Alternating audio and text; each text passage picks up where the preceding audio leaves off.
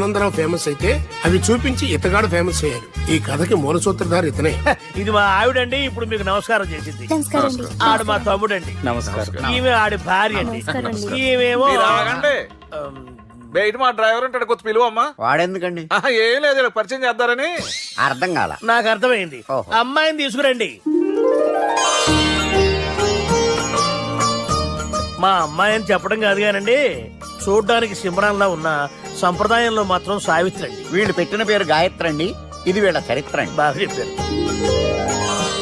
లక్షణంగా ఉంది. చేసుకుంటే లక్ష్మీదేవిలా ఉంటుందండి. అదేనండి నా బాధ. అదేంటి బాబు గారు? ఇంత లక్షణంగా ఉన్న అమ్మాయికి అన్ని అవలక్షణాలు ఉన్న మా వాడికి ఇచ్చి గొంతుకోయలేం కదా. ఏంటి బాబు గారు మీరు అనేది? మా వాడి గురించి 2 ముక్కల్లో 3 విషయాలు చెబుతానండి. ఆడు పొద్దుటే బీరుతో బ్రష్ చేస్తాడు, బార్లో స్నానం చేస్తాడు, పగలంతా రౌడీలతో తిరుగుతాడు, రాత్రి అమ్మాయిలతో తిరుగుతాడు.